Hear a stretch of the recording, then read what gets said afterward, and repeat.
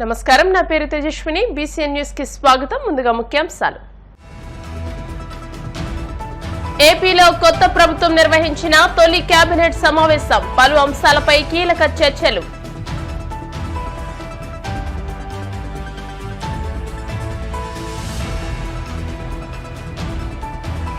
AP deputy CM Pawan Kalyan తో తెలుగు సినీ నిర్మాతల సమావేశం, హైదరాబాద్ నుంచి ప్రత్యేక విమానంలో వచ్చిన ప్రముఖులు.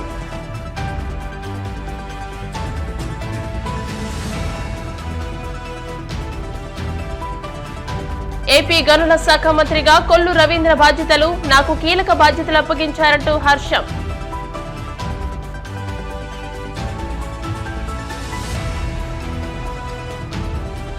పులివెందులలో జగన్మోహన్ రెడ్డి 3వ రోజు పర్యటన, కార్యకర్తలు పార్టీ శ్రేణులతో కిక్కిరిసిపోయిన కార్యాలయం.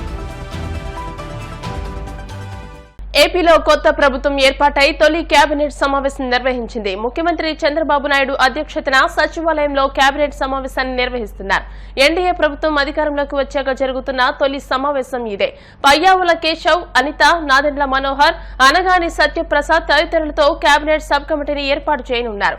ప్రభుత్వ ప్రాధాన్యతల ఆధారంగా శాఖల వారీగా మంత్రులు ఆర్థిక క్రమశిక్షణ పాటించడంపై ముఖ్యమంత్రి కీలక సూచనలు చేసే అవకాశం ఉంది.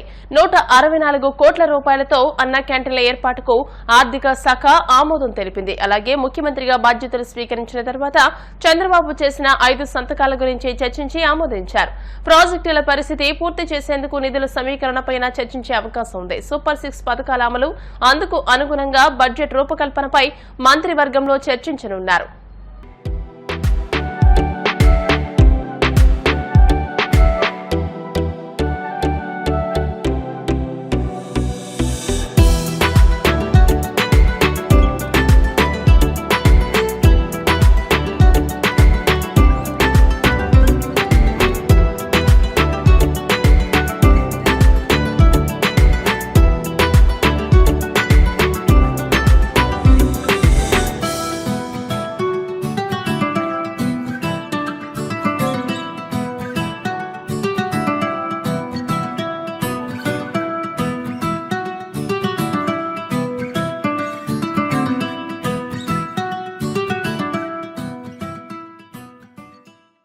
డిప్యూటీ సీఎం పవన్ కళ్యాణ్ తో తెలుగు సినీ నిర్మాతలు సమావేశమయ్యారు. తెలుగు చలనచిత్ర పరిశ్రమ ఎదుర్కొంటున్న సమస్యలను పవన్ కళ్యాణ్ తో చర్చించారు.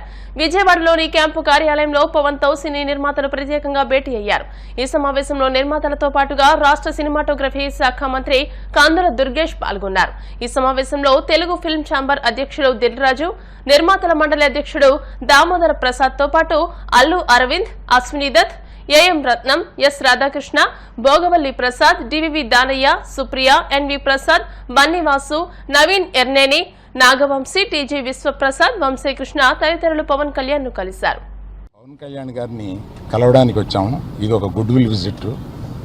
ఈ విజిట్లో ఏంటంటే మేము కులాసాగా మాట్లాడుకోవడం కాకుండా మేము ప్రత్యేకంగా వచ్చింది chief minister, honourable chief minister గారి అపాయింట్మెంట్ ఇస్తే మా ఇండస్ట్రీ మొత్తం తరలి వచ్చి, అంటే మా ఛాంబరు ఇతర అన్ని అసోసియేషన్స్ కలిపి ఒకసారి వచ్చి చీఫ్ మినిస్టర్ గారిని, ఉప ముఖ్యమంత్రి పవన్ కళ్యాణ్ గారిని, వీరందరినీ అభినందించడానికి ఒకరోజు మాకు అపాయింట్మెంట్ ఇప్పించండి అని అడగడానికి వచ్చాం. వారు తప్పకుండా త్వరలో అది చేస్తామన్నారు.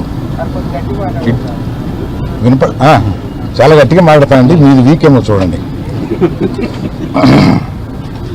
ఆ పని మీద వచ్చాం. చాలా మనస్ఫూర్తిగా కాసేపు మాట్లాడి చాలా ఆనందపడ్డాం. త్వరలో మళ్ళీ total representation of the film industry తోటి ఇక్కడికి వచ్చి వారిని అభినందించడానికి మళ్ళీ వస్తాం. పులివెందులలో వైసీపీ అధినేత వైఎస్ జగన్మోహన్ రెడ్డి 3వ రోజు పర్యటన కొనసాగుతుంది. పులివెందుల్లోని క్యాంపు కార్యాలయంలో కార్యకర్తలు, పార్టీ శ్రేణులు ప్రజలతో కిక్కిరిసిపోయింది. కష్టాలను ధైర్యంగా ఎదుర్కొందాం, మళ్లీ మంచి రోజులు వస్తాయని, ఎవరు అధైర్యపడద్దని, రాబోయే కాలం మనదే అని అన్నారు. ప్రతి కుటుంబంలోనూ మనం చేసిన మంచి ఇప్పటికీ బతికే ఉందని, మన పట్ల ప్రజలకు విశ్వాసం ఉందని అన్నారు. భవిష్యత్ మనదే అని, కష్టకాలంలో పార్టీ కార్యకర్తలకు నేతలే అండగా నిలబడాలని వైసీపీ ప్రజాప్రతినిధులకు జగన్ సూచించారు.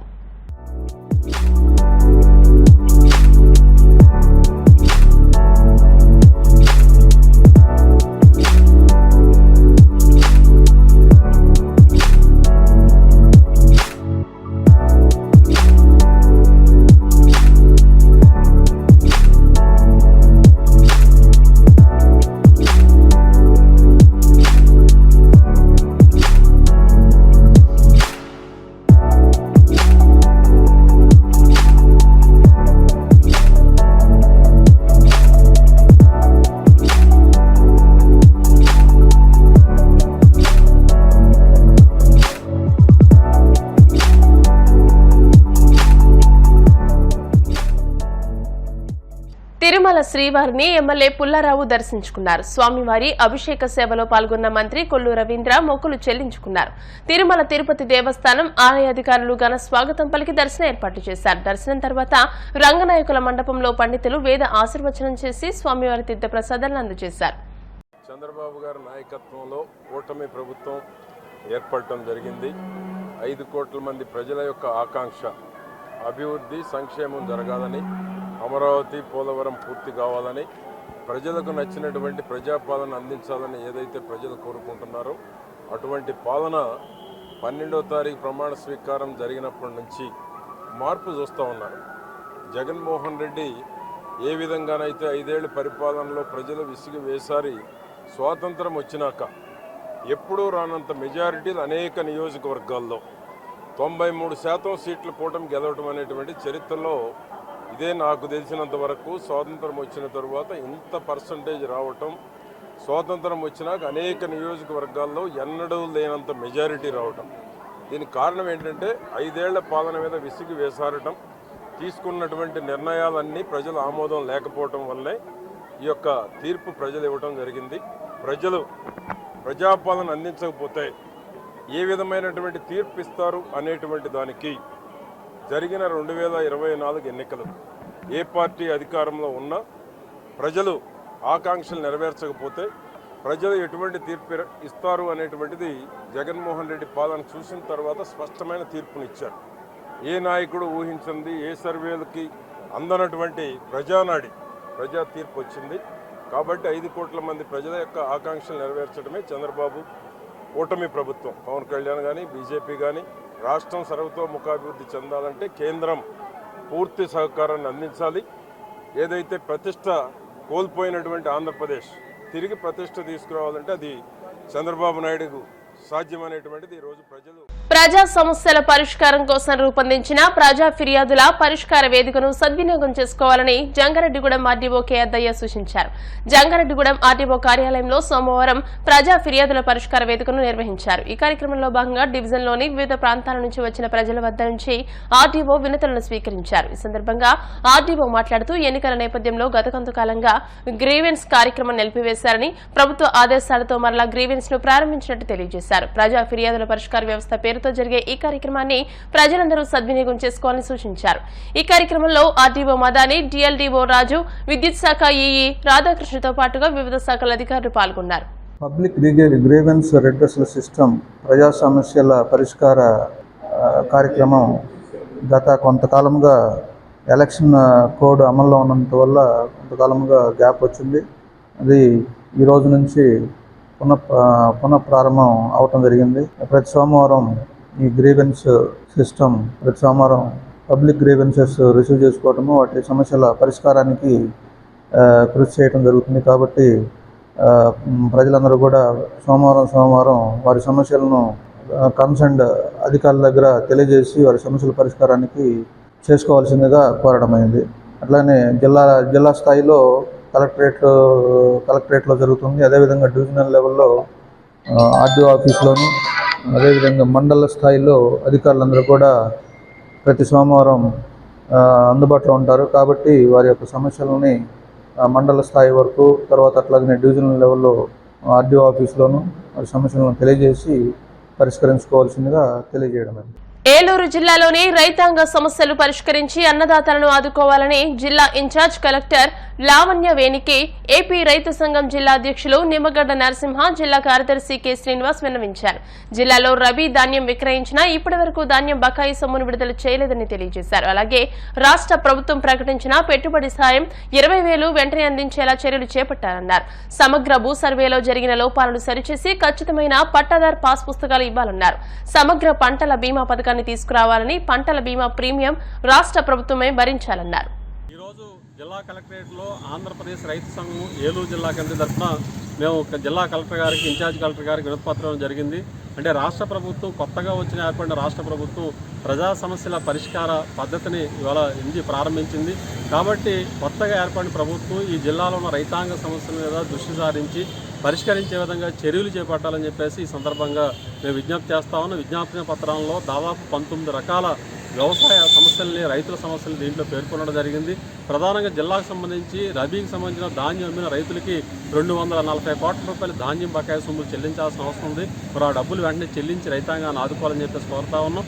అదేవిధంగా ఈరోజు పెట్టుబడి సాయం కింద 20,000 రూపాయలు ప్రతి రైతుకి ఇస్తామని చెప్పారు. మరి ఖరీఫ్ వ్యవసాయ సీజన్ ప్రారంభమైంది కాబట్టి పెట్టుబడి సాయం 20,000 రూపాయలు రైతులకు అందించి ఆదుకోవాలని చెప్పేసి కూడా విజ్ఞప్తి చేస్తూ ఉన్నాం. మరి కౌలు రైతులు కూడా పెట్టుబడి సాయం అందించాలని చెప్పేసి కోరుతా ఉన్నాం. అయితే గత ప్రభుత్వం తీసుకొచ్చిన చట్టం వల్ల కౌలు రైతులకి ఇవాళ గుర్తింపు కార్డులు అందే పరిస్థితి కనబడట్లేదు. మరి ఈ పంట సాగుదారు హక్కు చట్టాన్ని పూర్తిగా రద్దు చేయడమా లేదా దాంట్లో మాడిఫై చేయడమా చేసి ఇవాళ భూ యజమాని సంతకంతో నిమిత్తం లేకుండా కౌలు రైతులందరికీ కూడా గుర్తింపు కార్డులు ఇచ్చి పంట రుణాలు, నష్టపరిహారాలు, బీమా పరిహారాలు ఇవన్నీ కూడా కౌలు రైతులకు అందించే విధంగా చర్యలు తీసుకోవాలని చెప్పేసి విజ్ఞప్తి చేస్తూ ఉన్నాం. ప్రధానంగా చింతలపూడి ఎత్తిపోతల పథకం నిర్మాణాన్ని పూర్తి చేయడానికి నిధులు కేటాయించాలి.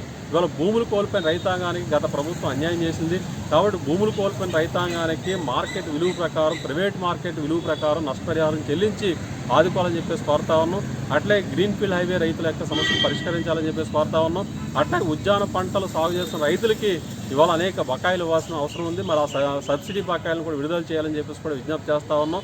కాబట్టి అలాగే పాడి రైతుల్ని ప్రత్యేకంగా ఆదుకోవాలని చెప్పేసి కోరుతా ఉన్నాం. అలాగే విత్తనం మొక్కజొన్న సీడ్ కంపెనీ రైతులు మోసం చేస్తూ ఉన్నాయి కాబట్టి అన్ని కంపెనీలు కూడా రైతులకి అగ్రిమెంట్స్ ఇచ్చే విధంగా చర్యలు తీసుకోవాలని చెప్పేసి కోరుతా ఉన్నాం. కాబట్టి ఇట్లాంటి రైతుల యొక్క సమస్యల్ని ప్రధానంగా సాగునీటి సమస్యలు కానీ, పంట సంబంధించిన ధరల సమస్యలు కానీ ఇవన్నింటిని కూడా పరిష్కారం చేసే విధంగా కొత్తగా ఏర్పడిన ప్రభుత్వం అన్ని రకాల చర్యలు చేసుకుని రైతాంగాన్ని ఆదుకోవాలి, వ్యవసాయ రంగాన్ని గట్టెక్కించే విధంగా చర్యలు ఉండాలని చెప్పేసి సందర్భంగా మేము రైతు సంఘం తరఫున విజ్ఞప్తి చేస్తా ఉన్నాం. ఇప్పుడు కాసేపు ప్రకటనలు.